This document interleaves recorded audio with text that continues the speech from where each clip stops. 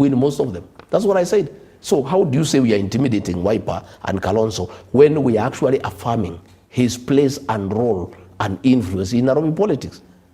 You know, and I can tell you, for the longest, most of the seats that ODM has gotten in Nairobi is because of the support of Wiper. It is that support I'm looking for. And I have every right for my party to reach out to Kalonzo to help DCP. I mean, whom do people think I am? I should not fight for my party. I should not look for a strategy on how I can win more seats in Nairobi. I would be foolish not to do that. And I have reached out to Kalonzo, and I'll continue reaching out to him. If Kalonzo can help DCP to get 8, 9, 10, so be it. If DCP can help him get 5, 6, so be it. And I can tell you, this Nairobi is a discussion, because you must sit down. You can't have friendly fire. It is not wise, it is unstrategic. And that's all I said. And you know, I had some people say, oh, Rigiji should not give out his strategy or his secret. There is no secret.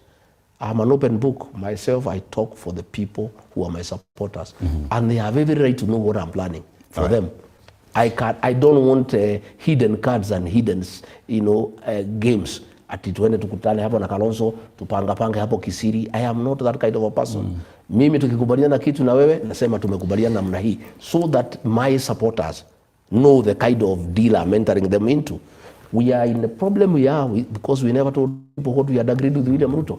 Had we told people what we had agreed with William Ruto, we will not be where we are. Rigathi Gachagua, you've mentioned about strategy. The government has mentioned you that you are rudderless, you are planless, that you have no agenda for the people of Kenya. Tonight, let's talk about the agenda. Beautiful. You know, we talk about where we find ourselves today. In January, we have education, students going back to school. And with that, we have seen the entire, in terms of capitation, how that has been a problem in the country. In the teachers, the JSS teachers, senior school teachers have warned that they would down tools. And as we talk about the agenda and talking about education, you say that you want to be president of the Republic of Kenya. DCP wants to form government. United Opposition wants to form government. What is the agenda on fixing everything that we see today, especially in the education sector? What promise do you have to the parents and students, children of the people of Kenya? Thank you. I'm very happy that you have asked me this question. William Ruto says we have no agenda. We have a very serious agenda. Very serious agenda for this country. And I am happy to have this discussion tonight. And let me tell the people of Kenya before I go into the agenda. I've heard the president going every meeting saying that the problem of Kenya is tribalism. That's a lie. It's a false narrative to run away from the real issues of discussion in Kenya. We have no problem of tribalism in this country. There is no community fighting any other community. There is no community that has a problem with another community.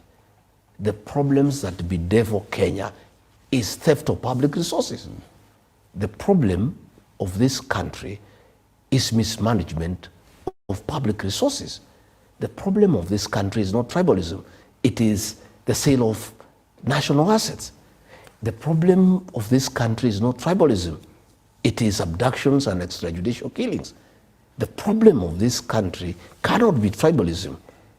How does tribalism cause extrajudicial killings? How does tribalism cause the sale of public assets?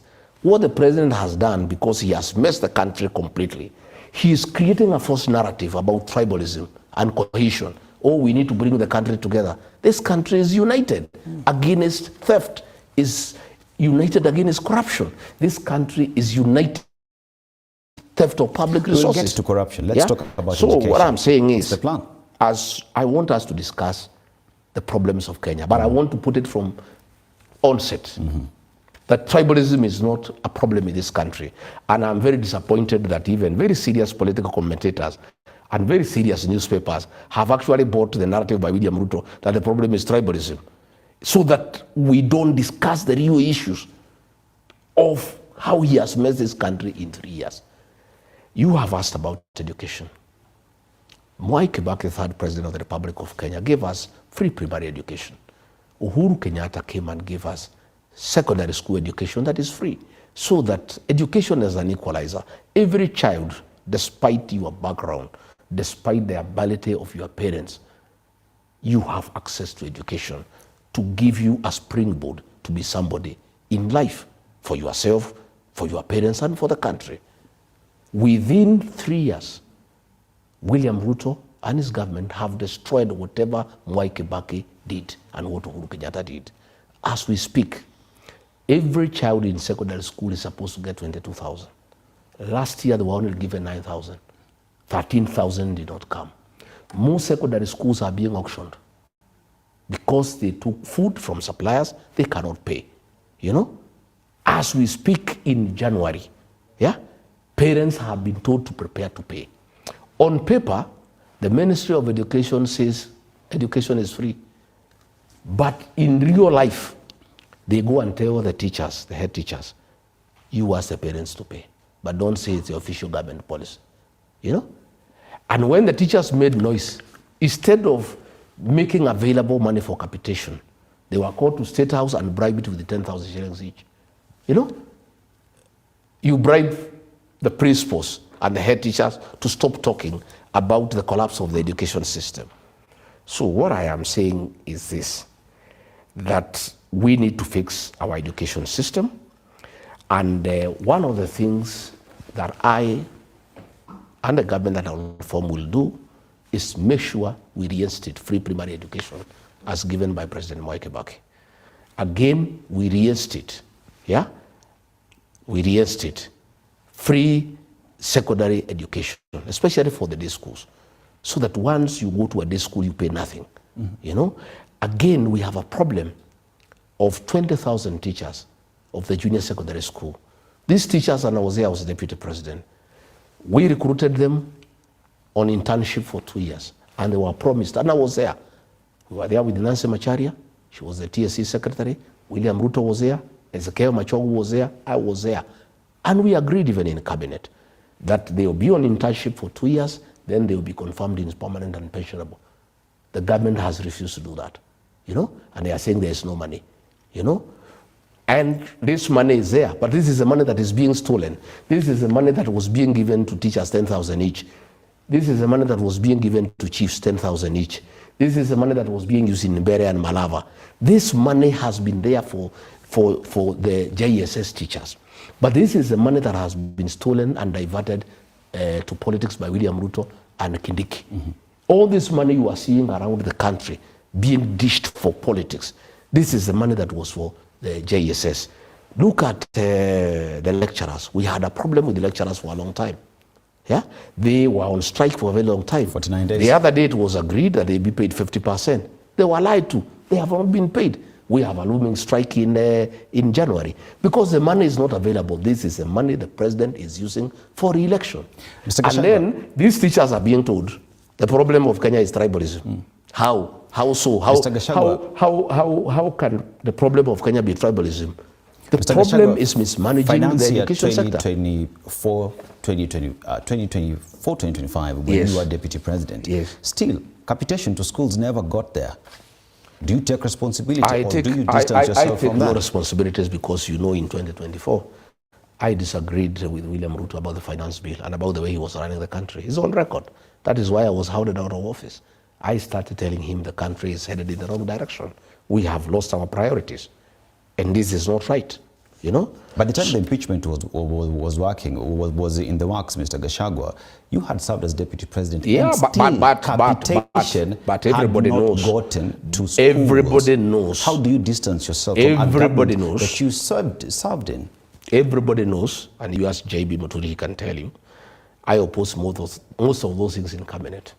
And it is one of the grounds that was used to impeach me, that I was having insubordination, that I was not agreeing to cabinet decisions. Yet you go to cabinet so that you express your opinion. It doesn't mean because you are in cabinet, you must agree to everything that is being proposed. For the last, I served 1 year.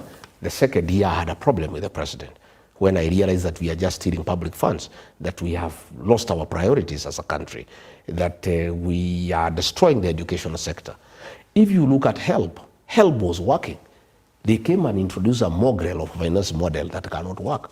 I opposed it in cabinet. I said, Mr. President, I have listened to lecturers, I have listened to students, I have listened to parents. Nobody wants this system. The English say, if it's working, don't fix it. This help has been working for very many years. Let's panobit it a little bit and improve it. Let's not scrap it. And what I'm saying is that... how would you fix it? I would reinstate help and panobit it. It needs a few things here and there to make it more inclusive, so that you can even include people in polytechnics, the tertiary institutions, and you also make sure that students have access to this fund, and then you create a good mechanism on how they'll pay when they get employment or when they get self-employed. But you don't scrap the whole thing. It's throwing away the baby with the bathwater. And these are things that we want to do. We want to bring back free primary education, free secondary education, strengthen the competency-based curriculum by involving all stakeholders. You know, you cannot impose a curriculum without talking to the teachers, without talking to the parents, without talking to the pupils of the students. These are things that we must do. And again, we must invest as a country on our teachers. We must remunerate them well.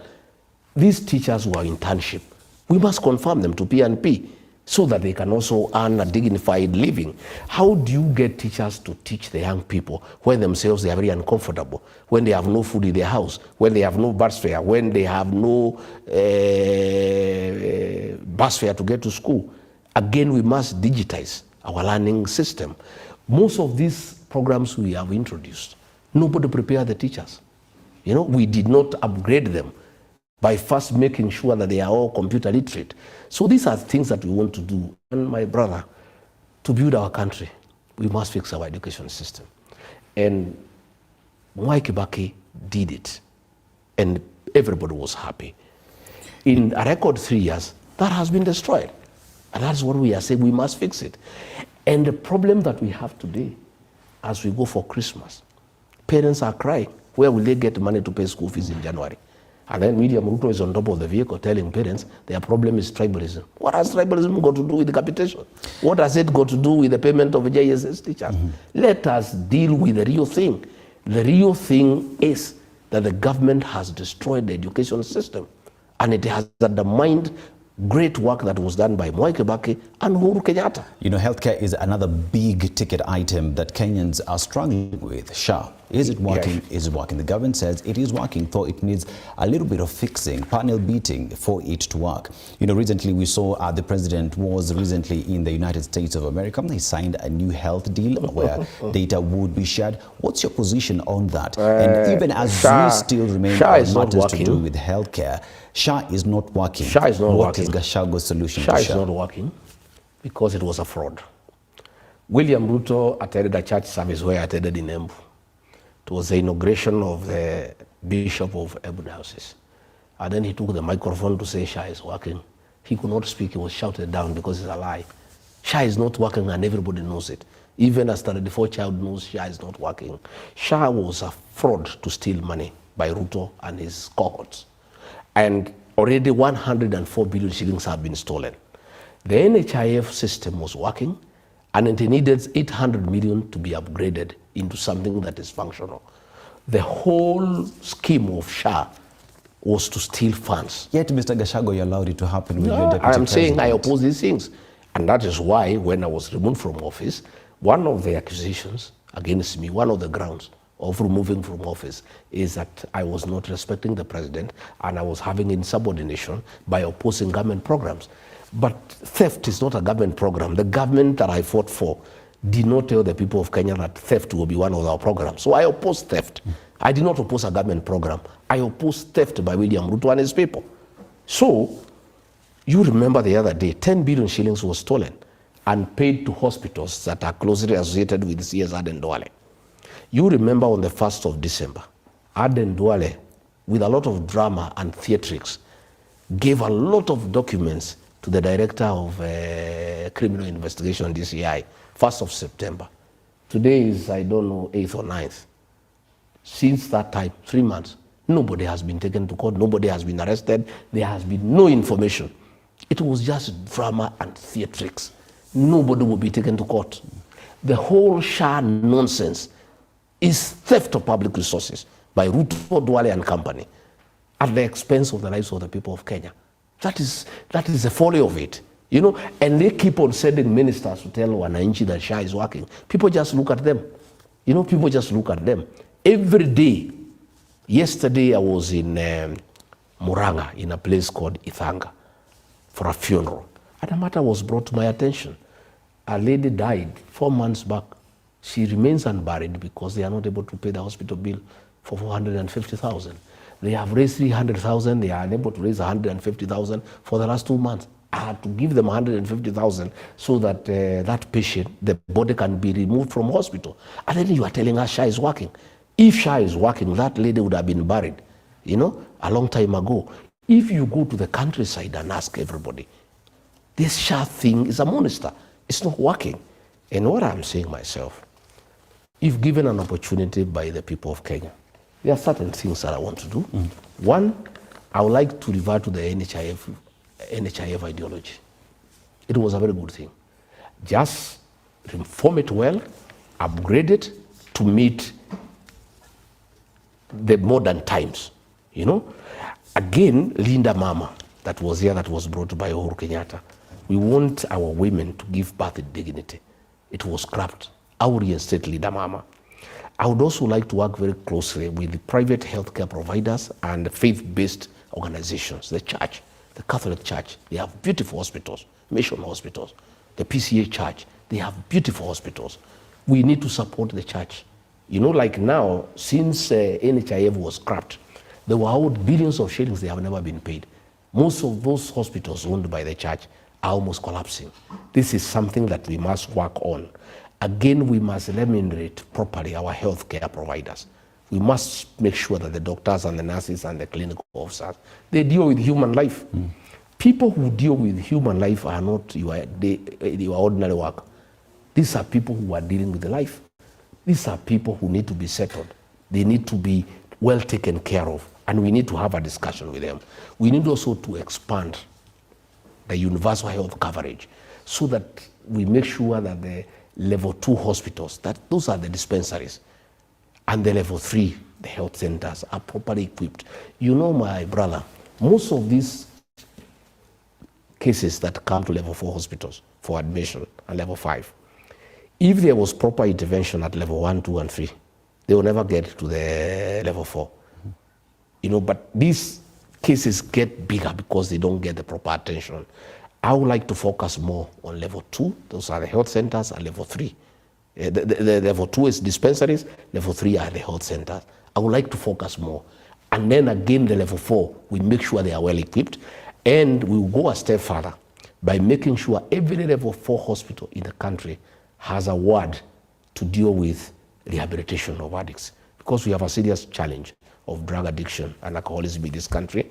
And the treatment of addicts is very expensive by the few health providers who are doing it from a private perspective. We would like every level 4 hospital to have a ward, you know, specifically dedicated to deal with addiction. Again, we would like to digitize, you know, our health systems so that, you know, if you saw one doctor and you go and see another because you are far away, at the touch of a button, they can get your medical history. Does this mean that you get in and you get rid of SHA? Because yesterday I had a discussion with the PS, Dr. Oluga, and he said that the government is working on a database where all the information for Kenyans will be in a single database, such that whenever it is you go in this country, you will still get the information. So Gachagua, does it mean you get in, you get rid of that and start afresh? No, and no, what no. happens to the investment that Kenyans have put into putting in place SHA?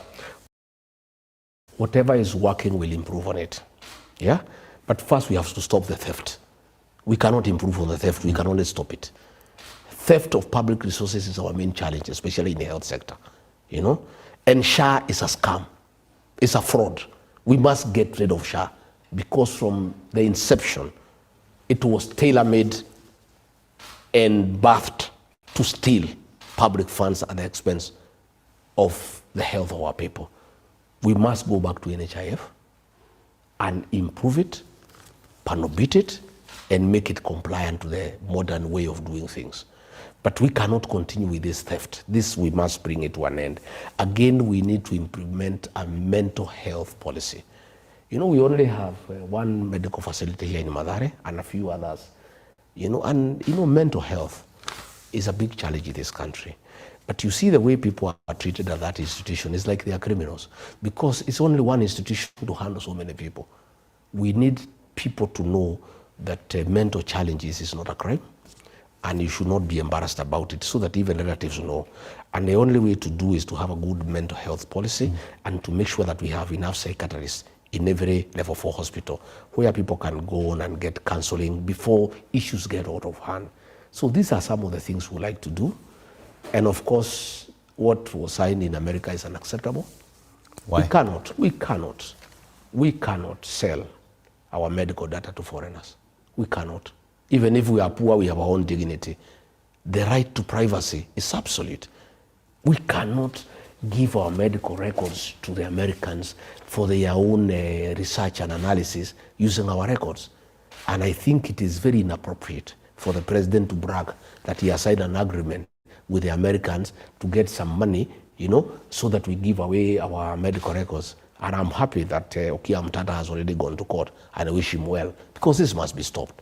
These are things that we cannot allow, you know, that a president and a government can auction our dignity as a people. You know, you need privacy to your records, your medical records.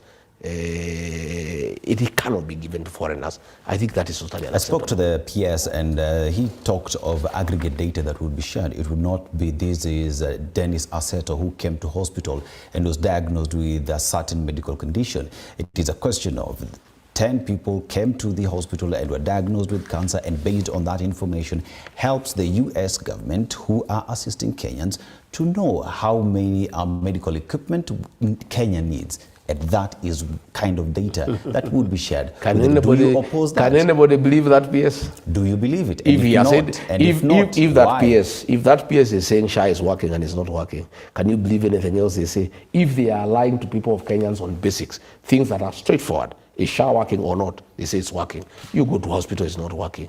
Can you trust that PS on complicated matters? But you're opposing it based on what fact, Mr. Gashagu, is the question? You know, we have been around for a long time, and we understand these things. And I want to wish Okia Mtata well, and I believe our courts of law will not allow our country to auction our medical data. I don't think our courts will allow it.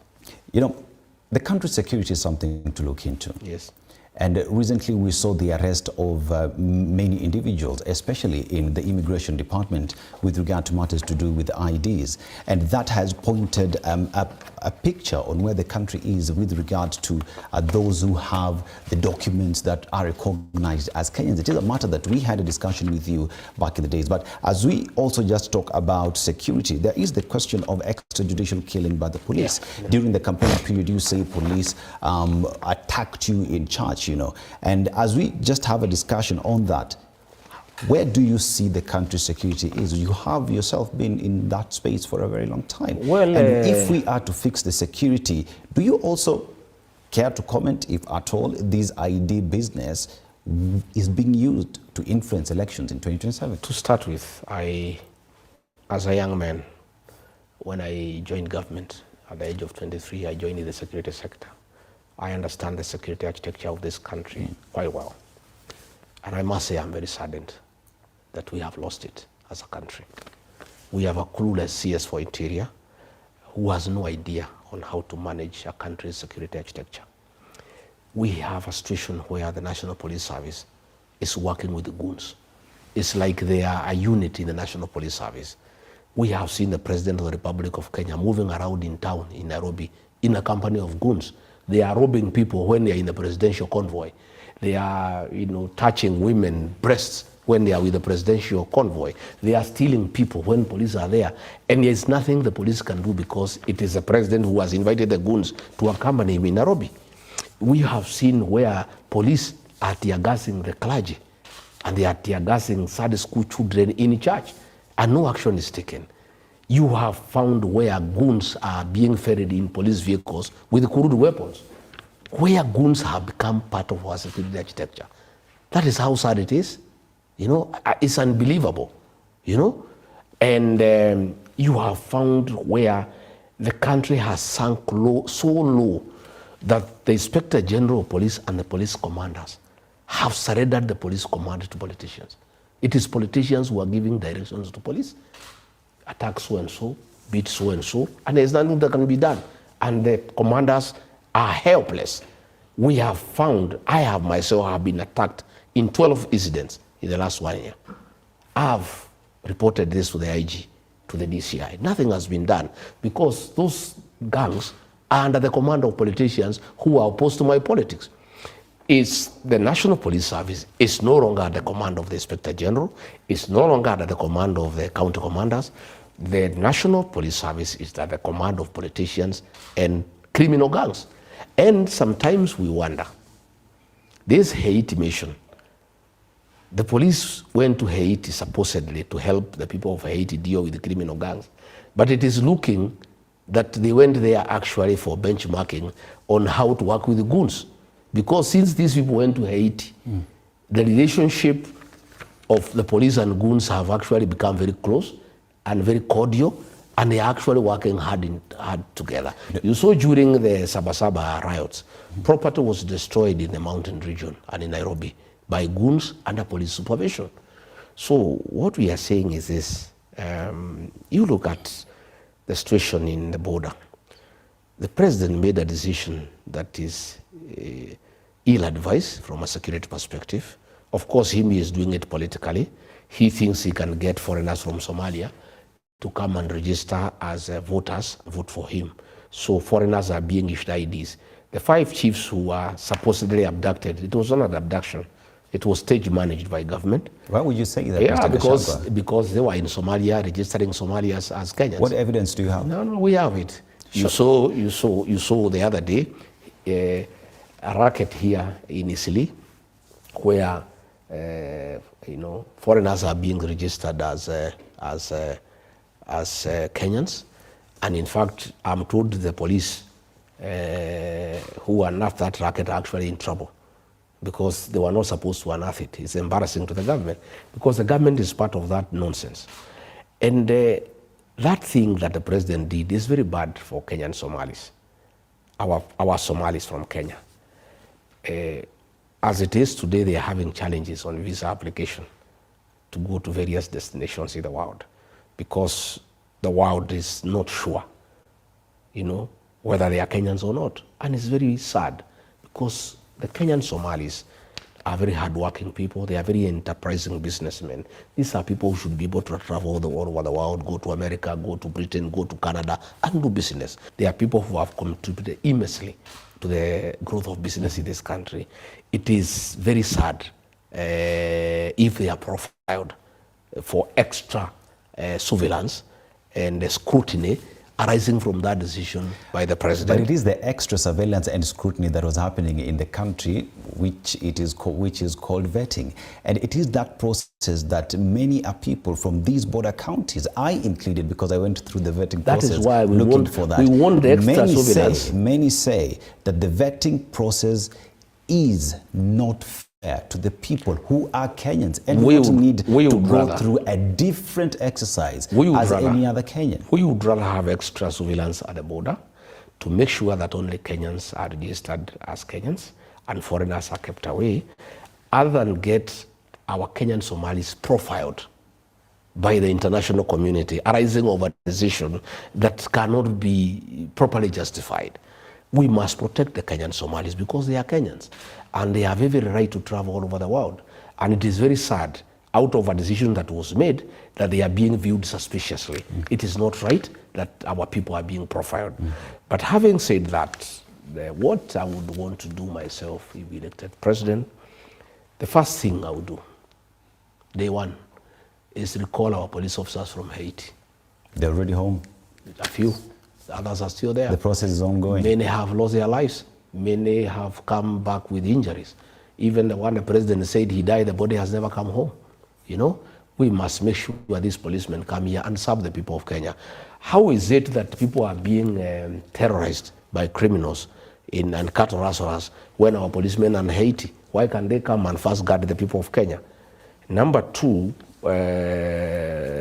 we also want to equip our police officers and give them modern equipment to fight modern crime. Train them on cyber crime, make sure that they are properly trained to deal with the modern crime as it's happening in the country. Again, these policemen are suffering a lot. This SHA nonsense has really affected them. They used to have a very good insurance cover.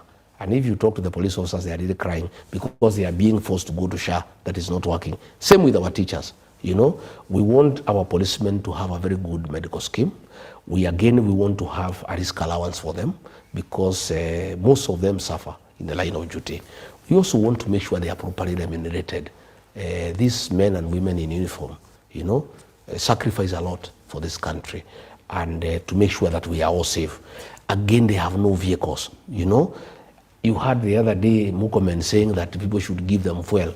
That is corruption. Wananchi pay taxes. Why should Wananchi pay taxes that is being stolen by bribing teachers, inspectors and chiefs, and then you ask them to go and buy fuel? All police stations in Kenya and police posts should have a well-serviced vehicle with enough fuel to enable them serve the people. So still talk about matters to do with security. You mentioned that you have seen goons working together with politicians and police. Evidence on that, Mr. Gachagua, because at the end of the day, if it's just another statement, it remains being a hearsay without evidence.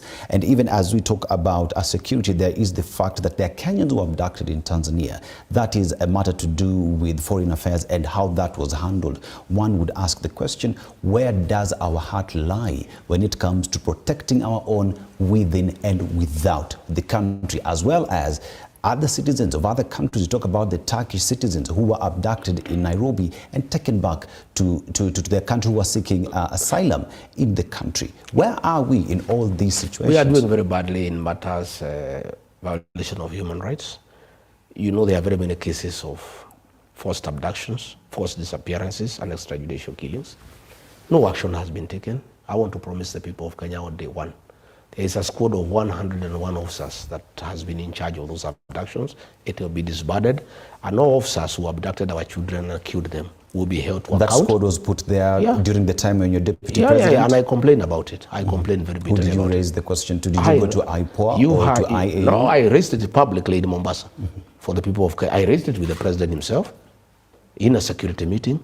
I raised it with him one-to-one, and when he did not heed to what I was asking him to do, I held a press conference and condemned extrajudicial killings and abductions.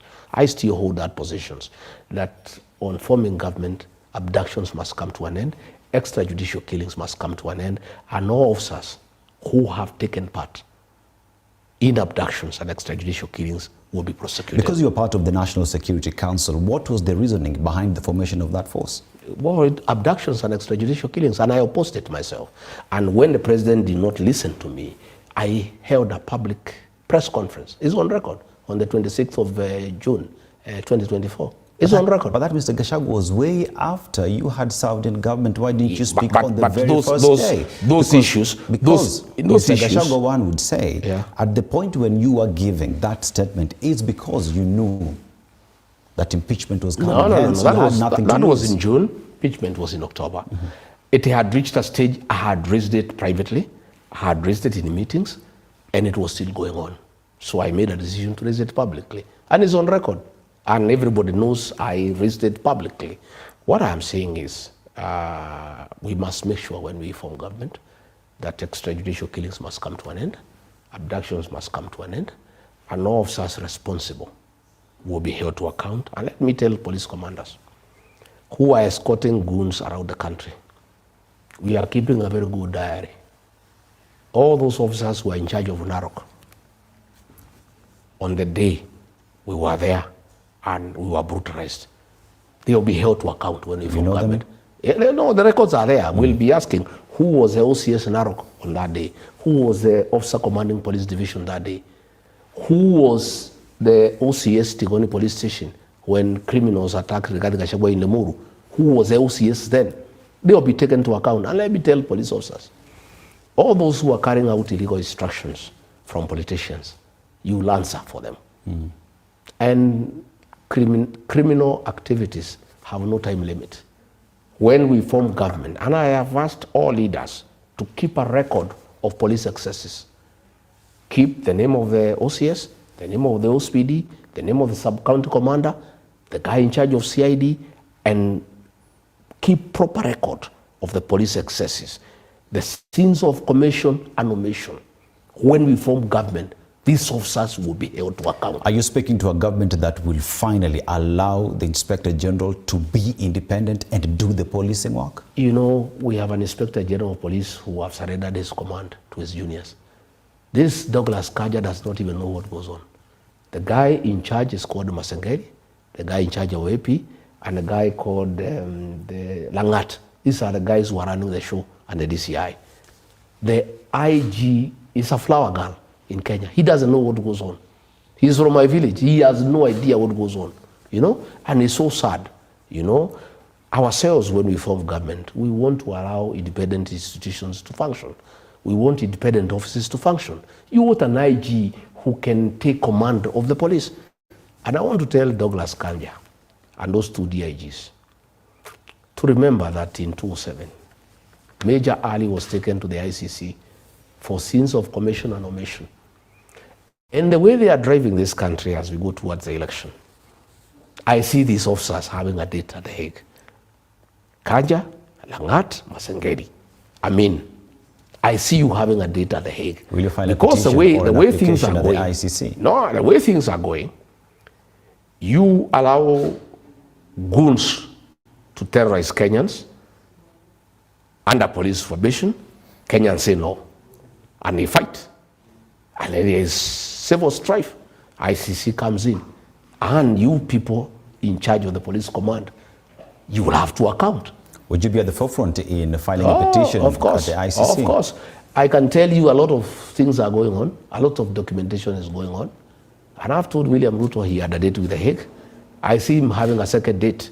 And he knows he was not vindicated. It is only that witnesses were interfered with. He knows what Hague means. And the way things are going, I see him having a second date at The Hague because he has allowed criminals to take over the security sector and rain terror on the people of Kenya, you know. And this will constitute crimes against humanity eventually. And as we go towards 2027, the way I'm listening to Kenyans talk, Kenyans will defend themselves. And you see, when Kenyans defend themselves because the police are not available to defend them, there is anarchy.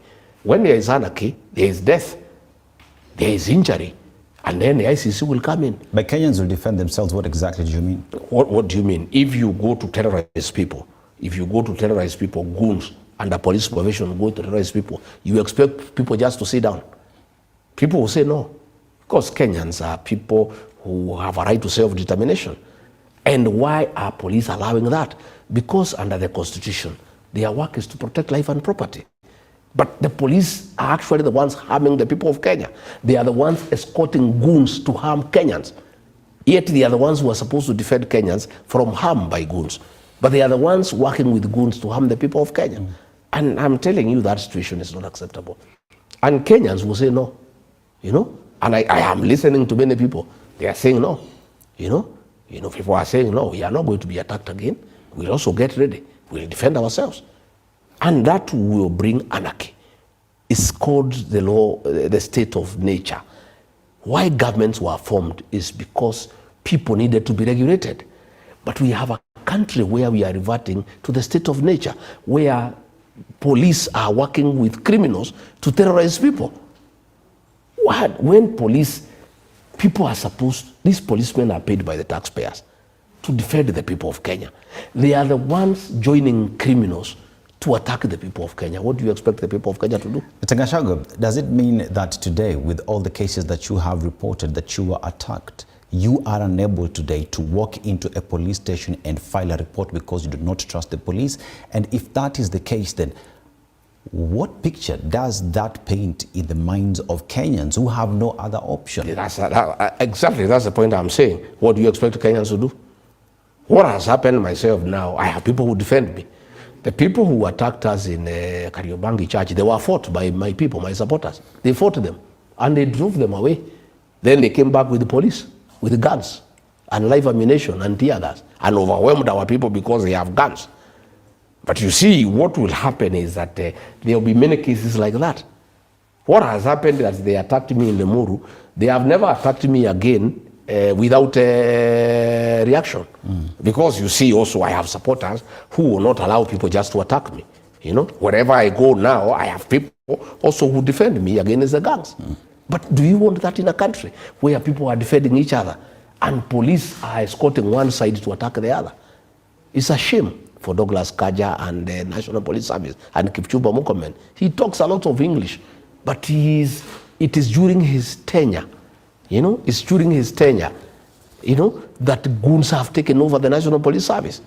He wears expensive shoes, expensive belt, expensive watch, but the country is being run by goons. How does he even get sleep? How do you get sleep as CS Interior to say you are the CS Interior of the Republic of Kenya when goons have taken over the National Police Service? He should be very ashamed of himself. Very ashamed. It has never happened, even during the Moi era. We have never seen goons take over the country from the policemen. We have never seen that. What is your view? And I can tell you, even the president is part of it, because he issued instructions the other day. A week is over. Nobody has been prosecuted, which means he was not serious. He was just playing PR. You see, Mr. Gachagua, one would hope that where the country finds itself, especially on matters of security, that security is given utmost importance and that Kenyans would respect as well the rule of law and that the police as well would be there to do policing work. But let us go to on something that is very keen and Kenyans are following on, and this is the country's debt. Yes. At the time when you formed government, you said yourself, you found a public coffers that was empty. The country was purely broke. And during the campaign period, we would not borrow. We would have to seal all the loopholes and continue. But we saw the borrowing that continued even then. Today we speak in terms of 12 trillion shillings that is choking Kenyans on a daily basis. And if you just pause, Mr. Gachagua, and look at what trillion shillings is vis-a-vis what we see on ground, many would say mambo kwa ground ni different. How would you handle, first of all, where do you place Kenya in terms of the debt situation, and what would be the solution if the united opposition form government? You know, my brother, the national debt now is almost 12.5 trillion. And we have borrowed 4 trillion in the last 2 years. And we are borrowing about 3.5 billion daily. That's okay, we can borrow 3.5 billion daily. But what is annoying is that 3 billion is being stolen daily through procurement. You know, why are we borrowing to steal? William Ruto and his government are borrowing 3.5 billion daily, and then they steal 3 billion daily. You saw the other day a video, one of his MPs from Rift Valley, weighing money with a weighing scale. You know, because they have no time to count. The money is too much that counting billions will take a long time. So they weigh one note, they weigh one bundle, and they count it and they weigh. Then they use the weighing scale, you know, to be able. I saw another video that there is a central bank in Isili. You saw notes being packed. All this is money that is corruption through procurement. William Ruto has made corruption through procurement a way of life in this country. And he has started by having corruption in the State House, where he bribes people daily when people can see without even hiding, without even being ashamed. I used to see people bribing policemen, hiding a little bit. You know, they would hide, fold the note, because bribery is not a good thing. They will hide a little because they are ashamed, because bribery is not a good thing. He called chiefs and assistant chiefs and bribed them with 10,000 each, and cheated them that he'll make them DOs. And the chiefs were just laughing because it's a lie. They know it's not possible because we don't have those number of administrative divisions. So one of the chiefs called me from somewhere, I don't want to say where, they'll hunt him down. And he said, this man is such a liar. He's telling us to go and lie to the people of Kenya that he will make Kenya Singapore. But what is sad is that he has lied to us, ourselves, before he can go and lie to the people that he will make us DOs. And we know very well that it is not possible, you know? We had him bribe teachers, bribe everybody. This is money that has been stolen because it's not his money. His salary cannot match what he's using to bribe people. You have seen the sale of national assets, you know? The Safaricom, you know? Safaricom. Safaricom was sold to Kenyans in 2007. 25% shares. There was IPO, the initial IPO. Kenyans oversubscribed. They bought everything. I tried to buy, they could only allow me to buy a little. Today, those shares are being sold to a foreign company, Vodacom, at 34 shillings. Kenyans have analyzed the growth of Safaricom, its potential, its outreach, and they are putting that value at almost 70 shillings. Gachagua, how much is a share as we speak at the NEC of Safaricom? I am not sure. I'm told it's 30-something or 40-something. It is 28. Whatever it is. But you see what you do with a business. You look at its potential. You look at the potential of that business. And you look at its projected growth so that you know what is the potential value. You know? Again, what we are saying, this is a company that is so central in Kenyans' lives. It's the one doing M-Pesa, almost everybody on Safaricom. Why do you want to give it to a foreigner? If this company must be sold, why don't we sell it to Kenyans? Open it to the people of Kenya, let them buy. Why do you want to give a foreign company 55% ownership, majority shareholders of a company that is so central in our lives? I had that discussion with the CS Treasury today. Why it is being sold? The CS Treasury today, I had a discussion with him in the studio today. Yes. And the shares at the NEC today for Safaricom goes at 28 shillings. So 34 shillings is profit for the government. But why can't you open it to Kenyans? And the government went through a process for the past 6 months, going through and analyzing, doing research to understand how much that would be.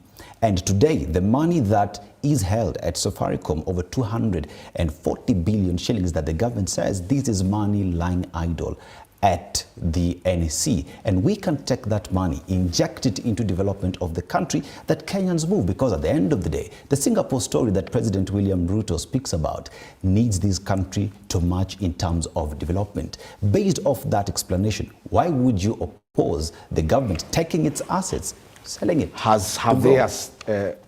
Our constitution makes public participation a must. When you are dealing with anything that belongs to the public. Have they asked the people of Kenya? No. They are trying to ask now. I saw an advertisement because we have complained. Have they asked the people of Kenya? If you look at this company, since inception, they have paid taxes 1.48 trillion. Since inception, they have paid 550 billion in terms of dividends. When you look at the amount of money they pay in a year, yeah? What is the wisdom of selling this company? Because it's like saying, because we have no food here in this house, I sell my household items here, and then I buy food. Then after I finish the food, what happens? When you look at the dividends that they pay to the government, when you look at that amount, where will it be coming from? The dividend that we talk about is around 16 billion annually every year. But even then, when we talk about public participation, there is a process under law, especially because when you talk about matters transaction, there is a process that guides the same. As we speak right now, Kenyans have been asked to go. A decision has already been made to sell the company. Kenyans have been given an opportunity to lend their voices on the sale of these shares that we are talking about.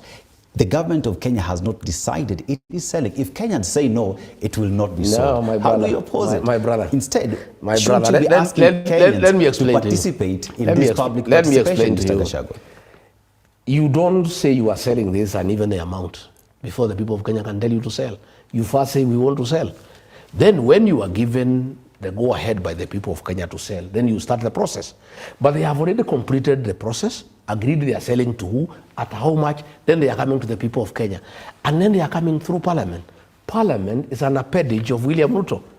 You can tell how it will go. There is no public participation. It's an exercise in futility. It's a fait accompli.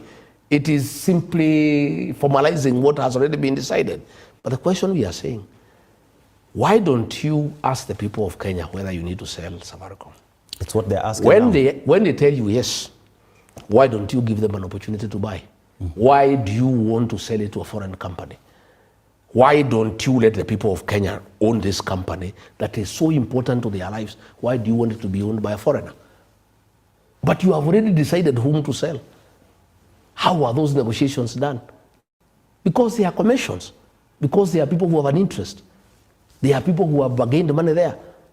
What we are saying, if Safaricom must be sold, let the people of Kenya, with their financial challenges they are having, be allowed to buy.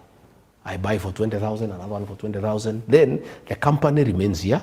The government will remain with the shares, 35%. The people of Kenya, will own the 15, plus the other 25 we bought the other time. Then the company, 60% is owned by government and the people of Kenya.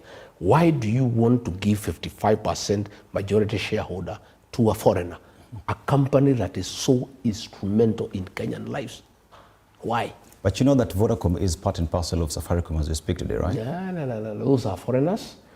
And if Kenyans have not said they are not able to buy Safaricom, we were given an opportunity in 2007. We bought. We oversubscribed. In fact, they were allocating. You could not buy what you wanted. They had to allocate. Why can't we give this opportunity to the people of Kenya? If we must sell Safaricom, which I disagree, we need not sell it. The amount of money we are raising from Safaricom is good for our country. And by selling it, we are going to lose revenue. And what will happen, that revenue we used to get from Safaricom, we'll have to overtax Kenyans. Because we must get that money we used to get from Safaricom. It's like selling a cow that you are milking so much milk and selling and drinking, and then taking it to the butchery, and then get one off so that you build a toilet in your home. Then what happens? How will you get milk? How will your children get milk? It is a ill thought out proposal. It is unnecessary, and it is informed by conflict of interest. As the process continues, because that is the process that is there, that is recognized under the law, what is your message to Kenyans who are being urged today to go to these venues to give their views on the sale of Safaricom? Those public participation forums will be micromanaged by Parliament. Kenyans must agitate and Kenyans must go to court. This is the only language William Ruto can understand. We must go to court. That if Safaricom must be sold, Kenyans must be given the first opportunity. Because they have not been given and they have said they are not able to buy. And they have a proven track record that they are able to buy the shares in Safaricom. In 2007, Kenyans were given the opportunity to buy, they oversubscribed. And they could not buy as much as they wanted. So if Kenyans agree that Safaricom need to be sold, we are demanding that the people of Kenya be given the first opportunity to buy Safaricom so that it remains Kenyan, so that government can own some shares and other shares are owned by the people of Kenya. Let's remain on the question of debt. The country is said to have borrowed all these 12.5 trillion, but that is not seen. If you look at the laws, PFM Act on how borrowing is done, you only borrow for development. And today, you look at how much we've borrowed vis-a-vis what we see, and we cannot see what 12.5 trillion shillings has done. Therefore, Mr. Gachagua, the odious debt that does exist in the country, first of all, do you believe that there is odious debt? And if that is the case, then should Kenya pay this odious debt? Unfortunately, the people of Kenya will have to pay that debt because they have been committed by government. And what is sad is that they shall pay for money that is being stolen. The money that is being borrowed is used to bribe them. It is being used to bribe voters. It's being used to bribe chiefs and teachers. It's being used to host people at State House. It's so sad. But the people of Kenya will have to pay.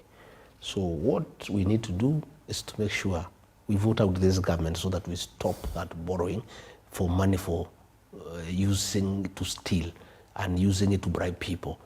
And that we must do. And that is why most of us we are saying the problem of Kenya cannot be tribalism. The way Ruto wants to say, the problem is that he is stealing. He's borrowing money from other bodies, that money that people of Kenya will pay, yeah, and then stealing the same amount of money and bribing them with the money. And then when he gets on top of his vehicle, he says there's no problem in Kenya. The problem of Kenya is tribalism. What is the position on President William Ruto's State of the Nation address? He says that at the macro level, the government is doing very well. International lending institutions are doing very well. But down at the ground, because you say you listen to people, that is just a talk. What is the actual position of Kenyans with regard to the economy and how they are feeling in their pocket? And if you form government, my brother, how would you fix that? My brother, if you want to know economic growth, forget about those figures of inflation, of economic growth, I don't know, macroeconomics, Talk to the people of Kenya and ask them how the economy is doing. They will give you an answer. During the reign of Mwai Kibaki, Kenyans felt economic growth. You didn't need to give a State of National address. You didn't need to give an economic survey to tell the people of Kenya that the economy is growing and there is economic growth. The people of Kenya felt economic growth. There was money in circulation. You know, the bypasses were opened up. Houses came up. There was money in circulation everywhere. Everybody was happy. Today, despite borrowing that amount of 3.5 million every day, Kenyans are paying bills of 800 billion. If you read the Nation newspaper daily, there are 6-7 pages of auctions. People are being auctioned, their properties, their land, their houses, their matrimonial houses are being auctioned. Simply because government owes them for the last 3 years, 5 years, they have refused to pay them. Marriages have been broken. People are committing suicide because of being auctioned, because of getting destroyed economically, because of non-payment of bills. So when Ruto goes to Parliament to say the economy is growing, what do those people whose property is being auctioned because they are owed money by government, how do they feel? And what is sad, all those houses and land that is being auctioned, it's not being bought. There's nobody to buy. I went the other day to Ayad in Narok. I found more than 50 vehicles. They have been there for 1 year. They were repossessed for sale, but there is nobody to buy, nobody has money. So when you say that the economy is growing, that there is improvement, that the economy has stabilized, who are you telling? As we go for Christmas, Kenyans are a very sad lot. Many Kenyans will not even enjoy Christmas. Many of them are sulking. They are worried about January.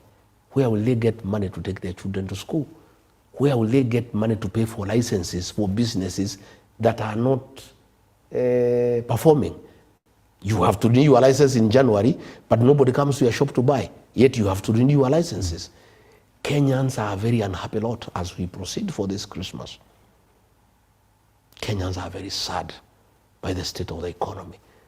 And that is why most people are switching the TV off when William Ruto was lying to the people of Kenya in Parliament that Kenya is doing very well economically. He has stabilized the economy. Oh, we are on a very good trajectory. Whom is he telling? Talk to the ordinary Kenyan people. You know, today, tea farmers, they are going home with a bonus as less as 12 shillings. That's something that has not happened in the history of this country. Simply because William Ruto mismanaged foreign policy on the relationship with Sudan. He went to interfere with the internal affairs of Sudan.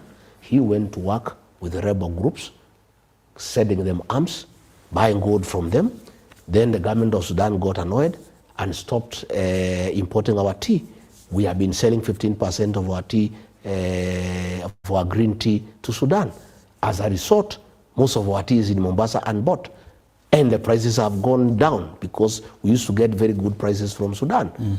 As we speak today, farmers from his place in Kericho are saying one term.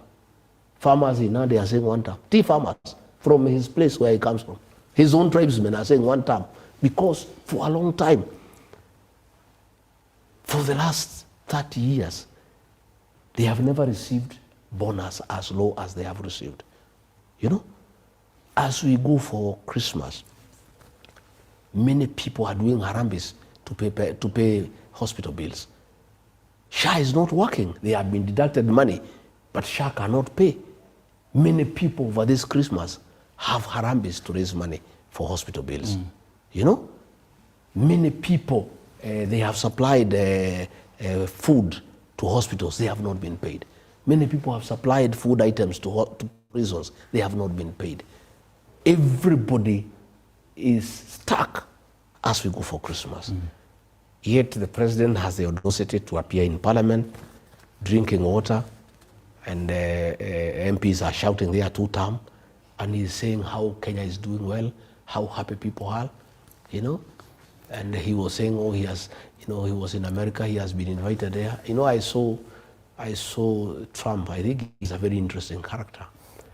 William Ruto was telling Trump that there are problems in Sudan, and there is a humanitarian crisis, and Trump should intervene. And Trump just looked at him because he has intelligence that William Ruto is responsible for the crisis in Sudan, and he is here pretending to invite Trump to intervene in Sudan. And Trump just looked at him. He did not respond to him, you know. So, you know, I have had. I would like you give me an opportunity to talk about the Singapore. I prepared something because I would like to debunk. Let's actually go there, because you see, Mr. Gachagua, one of the issues that also has bedeviled this country is corruption, right? Yes. And corruption is not money that has disappeared. It is money that is stolen. Yes. It is money that has been taken. And money, as they say, has trail, has paper trail. It can be traced to where it has gone to.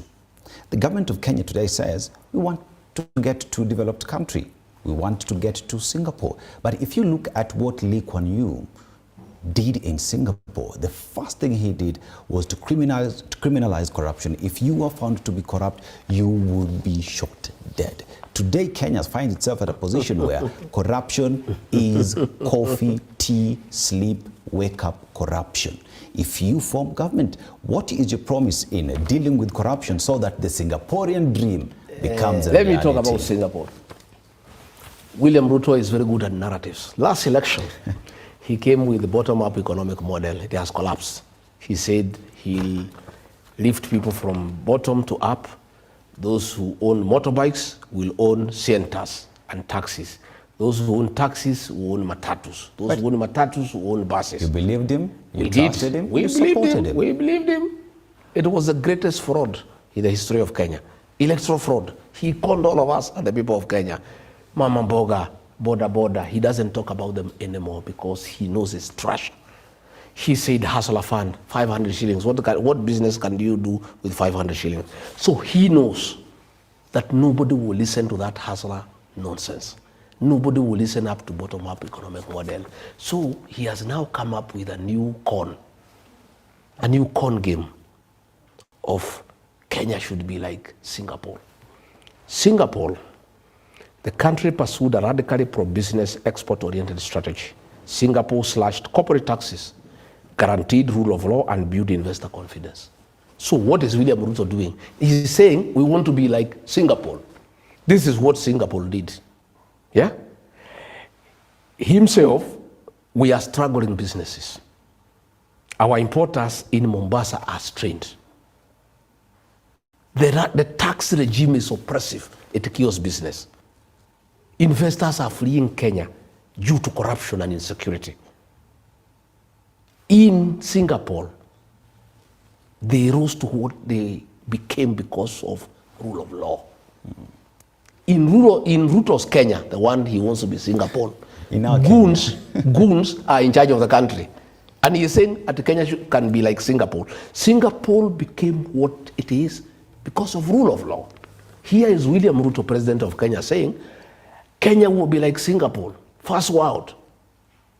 Singapore became what it is because of rule of law. In Ruto's Kenya, goons are in charge of the police. Who is going to invest in this country? When goons took over Nairobi and other centers, destroyed supermarkets, destroyed factories under police supervision, who in his right mind is going to come and invest in Kenya? Number two, In Singapore, education was made the primary engine of national development. In Kenya, in 3 years, Ruto has destroyed education. The free primary education brought by Mwai Kibaki, destroyed. Secondary school, free primary secondary education brought by who? Destroyed. HELB, a system to fund university education, destroyed. And then he is saying, you know, that Kenya can be like Singapore. Singapore became what it is because education became the primary engine of national development.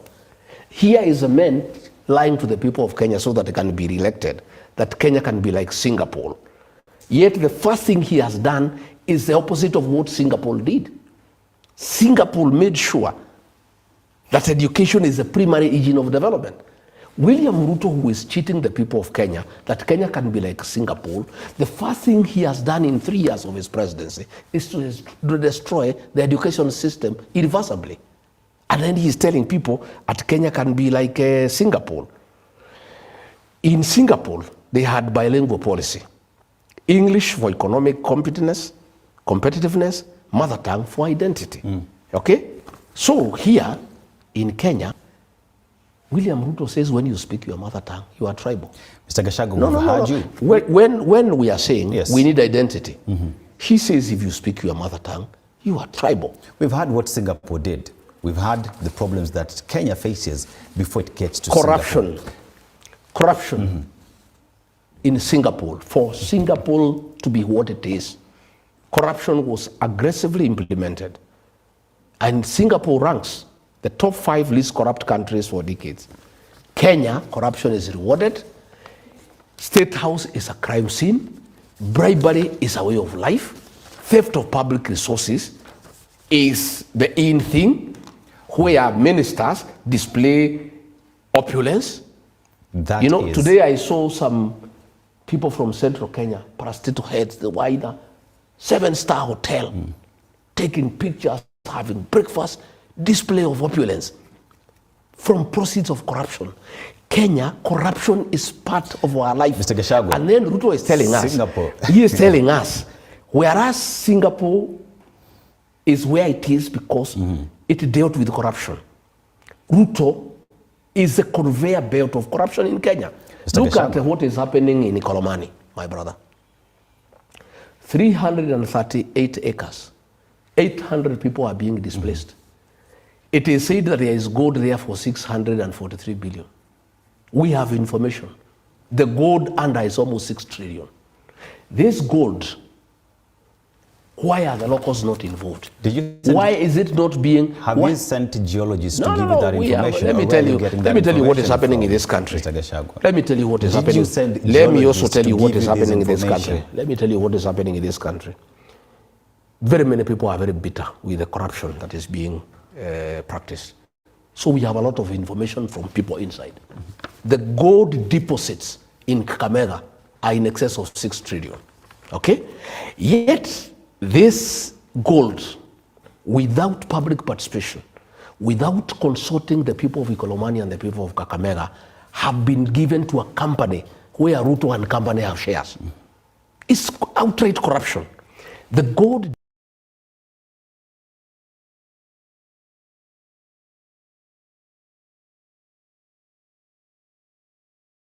that you salivate when you go there. And these gold deposits belong to the people of Kakamega, they don't belong to government. But because there is corruption, Musalia, Wetangula, and Shinali, the MP, have been compromised by Ruto. And I'm telling the people of Kakamega, they must say no, they must not allow their 6 trillion gold deposits to be stolen by William Ruto and company. You've mentioned what Singapore has done to get to where it is. Yes, corruption, they dealt with corruption. You've mentioned problems so I'm asking you, my brother, you are telling me. The question is, Mr. Gashago, let's talk solutions. Yes. You form government. How will you achieve the Singaporean dream if you form government from the United Opposition perspective? We don't want to tell people like we shall be like Singapore. We don't want narratives and theories like William Ruto does to cheat people. We are honest people. What we know, we don't know whether we'll become like Singapore or like Egypt or like America or like whoever. It doesn't matter. What we know is that we must deal with corruption. corruption. And corruption is Kenya's problem. William Ruto is convincing everybody that the problem of Kenya is tribalism, so that people stop looking at the real problem of this country. You know, we must deal with corruption decisively. And we must make sure that independent institutions to fight corruption are allowed to do so. We must also make sure that people get what they earn rightfully. We must make sure that we don't sell public assets. Like now, pipeline was being sold at 100 billion. Before you go to pipeline, I just want to remain at Ikolomani. I just want to talk. We'll go to pipeline. Ikolomani, yes. Still on Ikolomani. Yes. If you were the president of Kenya today, with the knowledge and the information that you have, that gold deposit is worth 6 trillion shillings, how differently would you have approached it? We would have a very candid discussion with the people of Ikolomani and Kakamega. And that gold is not just within the 338 acres. That is just the entry point. Gold is underneath the whole of Kakamega. And these guys are not just going to dig that gold within 338 acres. They'll go beneath in all areas in Kakamega. We would have a very serious discussion with the people of Kakamega to tell the people of Kakamega, God in his own wisdom has given you wealth. How do we get this wealth in partnership between government and yourselves to transform your lives? How do we agree from the sale of this gold? How do we share the proceeds to go to development, to build roads, to have water for irrigation, to build boarding schools for children, to build ultramodern secondary schools, to build universities, to boost people to do business? It is absurd that a few people, with the connivance of William Ruto, Musalia Mudavadi, Wetangula, and Shinari, want to steal 6 trillion from the people of Kakamega, and then they remain in abject poverty. And I'm telling the people of Kakamega, they must put their foot down. They should not, even if they are to be killed or jailed. The people of Kakamega cannot allow these gold deposits to go to a few people when they should benefit the people of Kakamega. And I'm asking them to stop it until we form government. Then when we form government, we can have a discussion. How do we exploit this mineral? And you know, my brother, minerals. The conflict in DRC is about minerals. The conflict in Sudan is about minerals. And the people of Kakamega must be prepared to say no.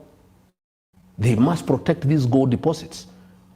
There is no way trillion worth of gold deposit that can transform a whole county should go to 4 people. I want you to it's unfortunate. I want you to address yourself to the pipeline matter that you were talking about, the sale of the same. I want you as well to talk about securitization that the government has put in place to be able to get funds to push development of the country.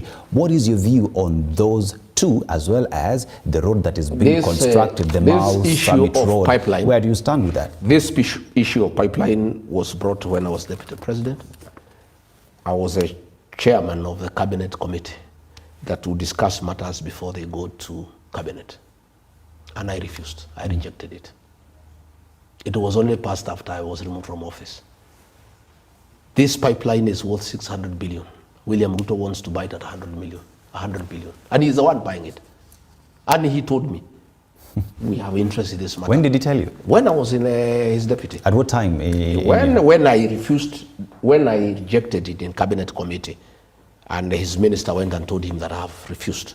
He called me and said, no, just please, let's process this thing. And I said, no. This thing, pipeline, is a national asset and is a strategic investment. How do you give the storage of our petroleum products in the hands of private people? These are strategic parastatals that have security implications for the security of the country. Again, how do you sell an institution worth 600 billion at 100 billion? And they are targeting some land in Mombasa. That land in Mombasa owned by pipeline. That land, is worth 400 billion. So you buy pipeline, but the land you are targeting is worth 400 billion. But I'm glad that some people went to court and this matter was put on hold. And I really want to pay great tribute to our judiciary.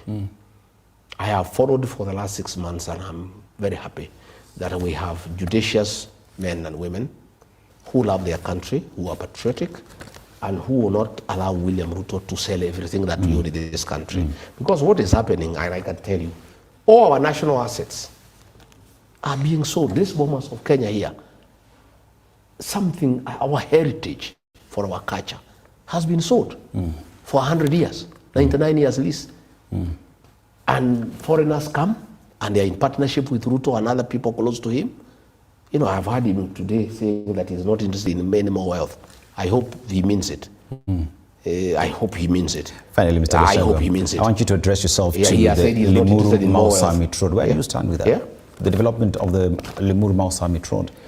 It is unacceptable because that program was done by the Uhuru government at 150 billion to the French.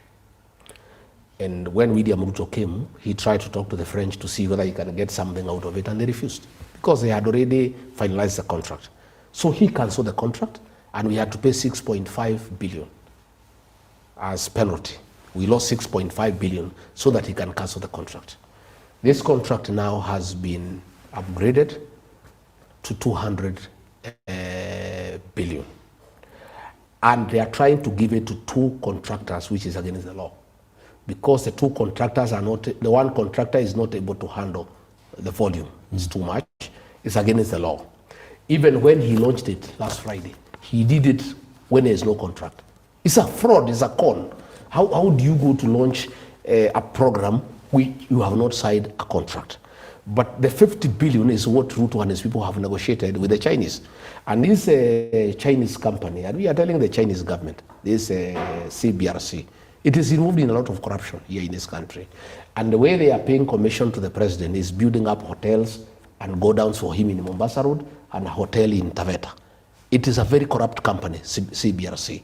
And the Chinese people should know that that company is a purveyor and a conveyor of corruption in this country. Do you have evidence to that effect, Mr. Gachagua? How do you explain that the Can you share them with us? No, I'm asking. Do you need rocket science or to have gone to a school for corruption studies? One would say, to everything that you say, Mr. Gachagua, has to be backed by evidence. Because all you say is just allegation. Why would you cancel a contract for 150 billion and do it for 200 billion? Same road, same country, different times. Why would anybody want to do that? Why would you be prepared to lose 6.5 billion to cancel a contract that you have no reason to do it? It is because of conflict of interest. And my brother, we also live in this country. And we know what is going on. And many people are talking to us. And we are saying it is insulting to the people of Kenya for Ruto to say that Kenya can be like Singapore. When Singapore, it is what it is because it fought corruption. When he is doing corruption every day, in every deal. Kenya now is a country of deals. And the corruption in Kenya is through procurement. Yeah. Mr. Gachagua, thank you very much for hosting us in your home. A lot that needs to be discussed. Time is never enough to canvass everything that we have to discuss in 2 hours and some change. But that notwithstanding, Mr. Gachagua, we are heading to Christmas. Look straight into that camera. Speak to Kenyans, your final remarks and Christmas message to them. I want to empathize with the people of Kenya as we proceed for Christmas. I appreciate the troubles they are going through, the pain, the anguish, the uncertainty, the economic and financial challenges that our people are undergoing. I empathize with the parents whose children were abducted and tortured, and some have never been recovered today. I empathize with them. I really feel for the people of Kenya because of the lies that their president gives them every day when they can see the country is being looted left, right, and center, and there's nothing they can do. Yes. But I want to give hope to the people of Kenya as they go for Christmas, that Kenyans are very resilient people and they are very determined. I want to ask the people of Kenya to be patient and to have faith in the united opposition. I want to assure them that despite what they are hearing, the united opposition is one, and we shall produce one candidate to face William Ruto, to give the people of Kenya an opportunity to get a good government a government that is transparent, a government that means well for them, a government that will create prosperity, a government that will observe the rule of law, a government that will respect institutions. Yes. So as they proceed for Christmas, I want to ask them to take care of themselves, to have safe travels, to avoid a lot of night travel, not to agree to be loaded in matatus like cabbages and potatoes, to demand that the matatus and the buses observe traffic regulations. And I want to ask them to spend less for Christmas, much as it's a festive season, to know that January is coming. It's coming. January is a very, very difficult month. And even as they try to celebrate with the little that they have, they should take due care to make sure that they try to save a little to be able to help them in January, which is a very, very difficult month. Otherwise, for all Kenyans, I'll also be taking a Christmas and New Year break, and they will not be hearing of me from today. I'll also be joining my family in a village and the villagers for Christmas, and later on for the New Year festivities, and take a little break, and also try also to do a few things in January like all other Kenyans, pay licenses, pay this and that, pay school fees for my children in South Africa and elsewhere. And I'll be struggling just the way they are struggling. But I want to assure them that things will get better. And much as things are difficult, there is light at the end of the tunnel. It will always get better. Geoffrey, regarding Gachagua, DCP party leader, key principal in the United Opposition, and says, despite the fact that things are difficult, Kenyans should not lose hope. The only thing that will keep you moving is to remain hopeful and that there is light at the end of the tunnel. My name is Dennis Aseto. We have been coming to you live from the residence of Rigathi Gachagua. A lot has been discussed. I take you back to the studio with